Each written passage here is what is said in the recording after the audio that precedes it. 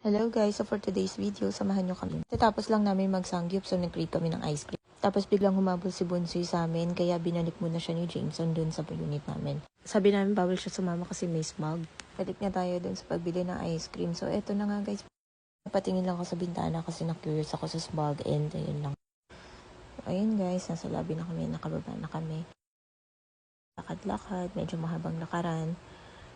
Ayan, kunyari vloggers, char. Ayan nga pala yung sister ko, siya yung nagbibideo sa akin kanina pa. Hello, Ariane. Ayan, lakad-lakad. Kunyari, walang camera. Punta na kami sa Alphamart. Ito na yung Alphamart, guys. Ayan.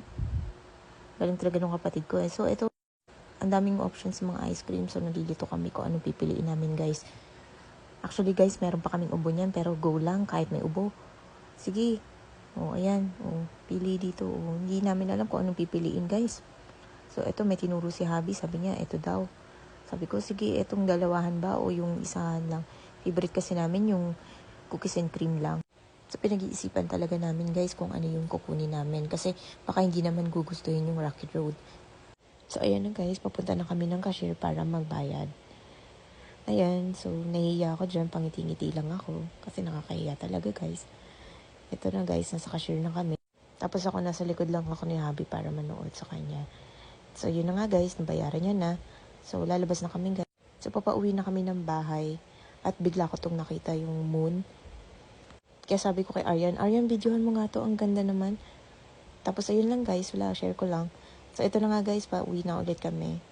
Lakad-lakad. Medyo nakakapagod din maglakad kahit ganyan lang kalapit. Tapos, ito na guys, papakita kami sa elevator. And, pinagpawisan kami guys. Tapos ayun na nga guys, nakababa na kami. And pabalik na ulit kami ng unit. So ito guys, model-model lang. Ito yung binili namin ice cream. Kala mo dami binili. So ito, pack ganun. Oh. Ayan, yung kapit kong si Anggi. Ayan, bubuksan ko na yung ice cream and kakain na kami. So actually guys, lahat kami dito may ubo pero go lang kahit may ubo. Ang importante, ma-satisfy ang craving. So, katatapos ko lang dito maligo, guys. At kumakain na ako ng ice cream. Craving satisfied. Bye!